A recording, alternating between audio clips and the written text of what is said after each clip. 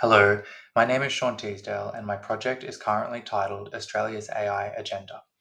Through this project, I'm seeking to understand how the Australian government and the news media are presenting artificial intelligence to the Australian public, especially since the re-election of the Albanese government. As such, I'm currently asking three research questions. Since the 2025 federal election, how have the Australian government and news media framed AI? What alternative or competing frames have been marginalised in the process? And what are the complications of these framings for the Australian public's understanding of AI's role in society? In other words, I want to know what's the dominant narrative about AI in Australia right now, and what doesn't get said, and why? Based on the materials I've analysed so far, I plan to argue that AI is being discursively constructed in Australia primarily as an economic opportunity, with government and business as the dominant programmers of this frame, and that this framing actively marginalizes alternative perspectives that might contradict or threaten the perceived economic potential of AI, i.e., concerns about ethics, labor, the environment, etc. And this is not to mention the threat AI poses to democracy itself. However, as it stands today, awareness of mental health harm seems to be the only message with detectable resonance in the media. Crucially, this discourse emerges at a moment when many Australians, political leaders, and industry stakeholders remain rather ambivalent about AI's role in Australian society. And that ambivalence has created a vacuum of public imagination, one that the government, spurred on by business interests, is moving to occupy and shape accordingly. From what I've gleaned so far, news media coverage tends to reflect this ambivalence.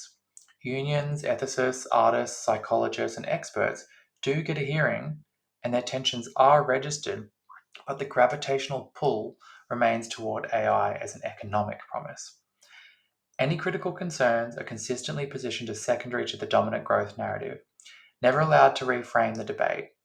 When these critical voices are platformed, they are typically confined to features, podcasts, or opinion pages rather than core political reporting. To do this work, I'll be looking at official government statements and mainstream news media coverage of AI since the 2025 federal election. To analyse this material, I will draw on Hobbes's four dimensions of media power to combine a lit review with discourse analysis, content analysis, political economy, and source analysis. These methods together will allow me to examine which messages are amplified, which are excluded, and why.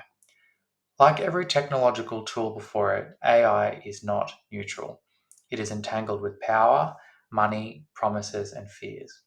Above all, it is shaped by the stories that we tell about it. This is why I think Hobbes's model of media power is a good frame to explore and map out this discourse, and hopefully at least partially answer the questions I pose. And here's my draft bibliography. Pause here if you need a good look. I have a mix of primary and secondary sources, and I may yet draw directly on the primary sources listed at the bottom. Finally, I want to acknowledge the ethics of this project, because being a professional researcher means recognizing how my work can affect others. This means always citing sources properly, giving credit where it's due, and being fair and transparent about how I interpret others' ideas.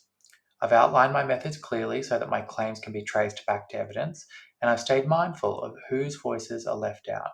To this end, I will make sure to acknowledge minority and marginalised perspective in the broader debate in my final essay. For me, however, ethical practice comes down to this: avoiding harm and keeping fairness and justice at the centre of your work. Thanks so much for your attention.